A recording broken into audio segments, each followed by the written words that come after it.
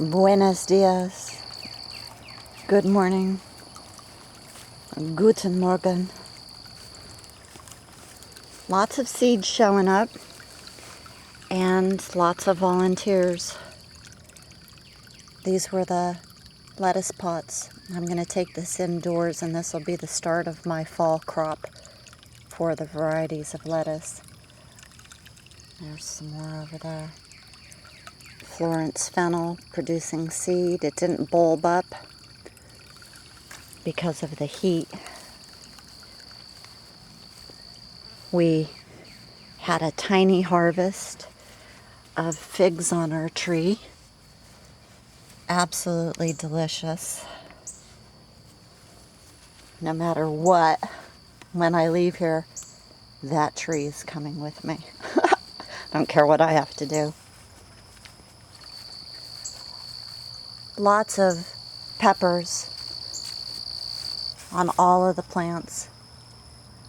We got some things going ripe. And cucumbers, kicking them out unbelievably. Can't even eat them or give them away fast enough. We did have a bit of a problem leaving the property for a day and a half to spend some time on the beach with the boys.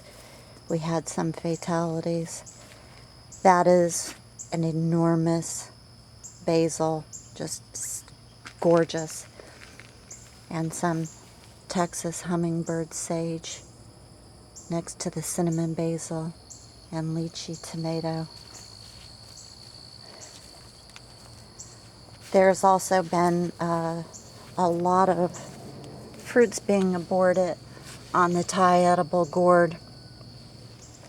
This is a nighttime blooming flower, and apparently I'm lacking nighttime pollinators. So if I want to get a good harvest off of this, I'm going to have to make sure I get out here at night. There's another one back there. No, I can't get my camera in there. Anyway, there's one lying on the deck. Crazy activity with the dragonflies, butterflies, wasps, bees. Oh, there's a hummer. I don't know if I'm getting them because I can't see. Oh, there it is, there it is. I love those little hummies. This was absolutely the best spot for the endive and the chard. All of the other specimens are just in really bad shape. I've collected rue seed, dill, lots of tomatoes, and I thinned the papaya and mango sprouts. I put some in the garden as well. This is what the papaya did. They absolutely just filled the entire pot. And there wasn't a difference in the seeds that floated or the seeds that sank in the rinse. Absolutely no difference. Great germination rate on all of them. Well, what can I say about the two varieties of watermelon? This is still blossoming and has lots of melons that have some time to grow to maturity, and all kinds of sizes here, new ones and ones that are pretty close. And the Kleckley Sweet has actually started to blossom out back. I'm going to take a chance and leave these vines in. And if the first round of Kleckleys is across, well, so be it. With the way the weather is going and where I'm located, I should have plenty of time to get melons from the Kleckley that are pure. I can't let all of these little babes go to waste. I have to leave these vines in. It's an unbelievable watermelon. So sweet and dark, the flesh, and straight down the center, down the heart, an incredible big heart with no seeds for easy eating.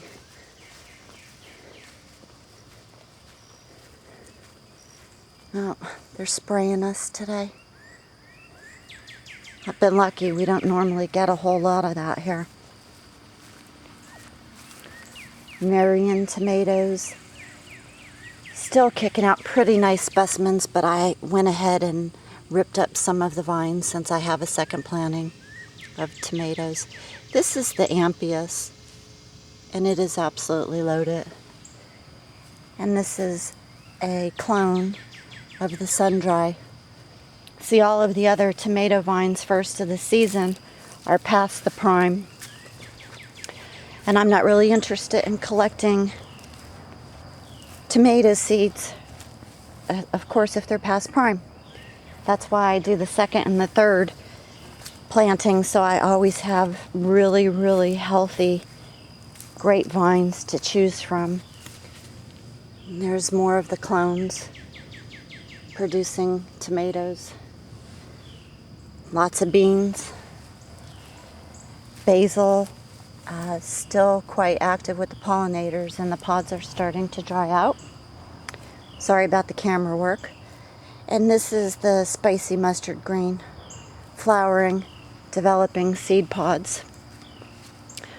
I'm having a heck of a time with my pineapples. For whatever reason, Samson really likes to come by and just pull them out. And I keep plugging them back in. The dill seed heads are drying out. The driest one I've already taken.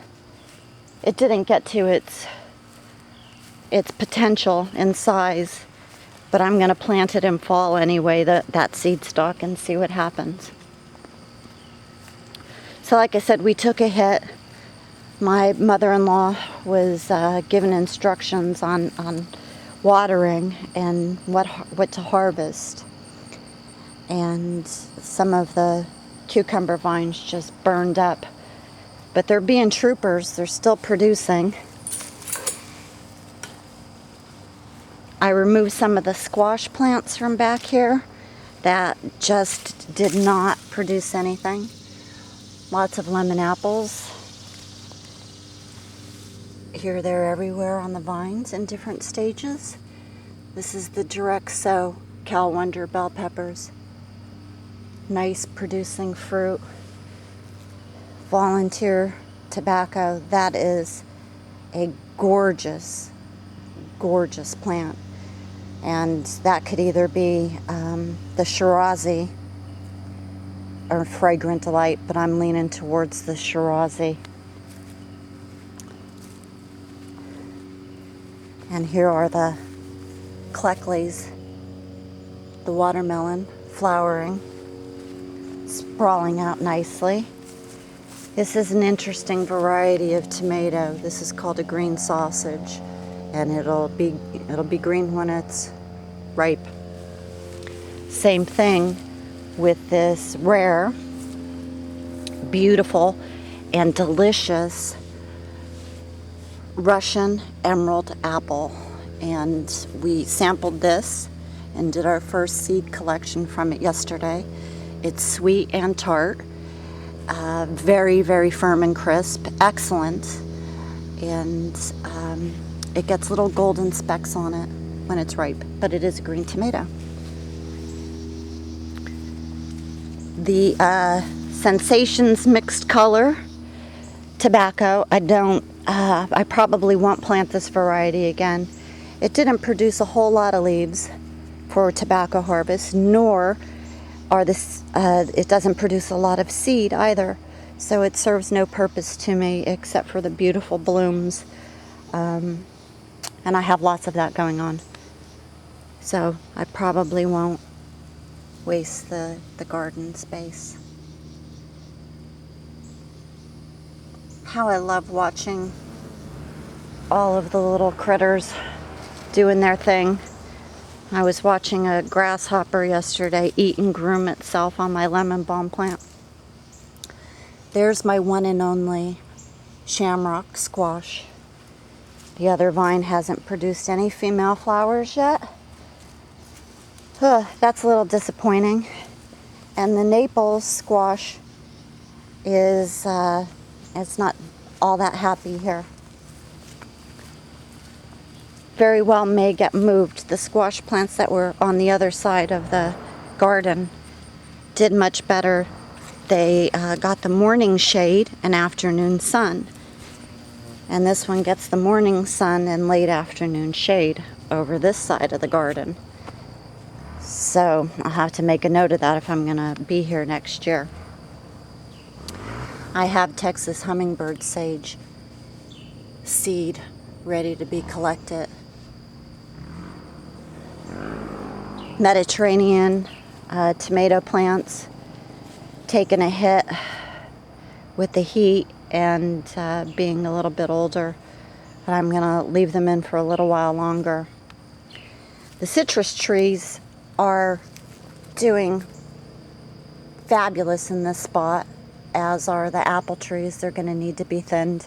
Citrus trees are very slow growing and will definitely need to be overwintered indoors. And there's the emerald eggplant. It's a whitish green eggplant. And there's the black one. Beautiful. We collected all of the peppers off of the albino bullnose. Wow, is it a fabulous little plant and great tasting pepper. These are the honey boat delicata squash, enjoying their spot. The Earlianas, most of the Earliana tomato plants were taken out of this space, and still not a bean to be found on the winged bean. Tremendously disappointed. Beans are usually very quick producers, quick growers, quick producers, and I haven't been able to find additional seed stock. There's the okra. I'm probably going to pull these, let the plant get a little bit bigger, and then next round of flowering I'll take the seed from that. And here is more squash. And this is now the third variety of cucumber, and this is the delicatesse. Still have not tasted the giant Cape gooseberry. Lots of pods hanging there, and looking forward to it. But I really don't even know when they're ripe. I probably will bust one of the older, lower pods open and see what's happening in there.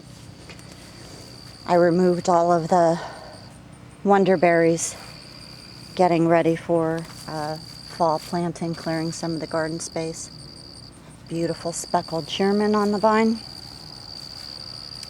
And the ground cherries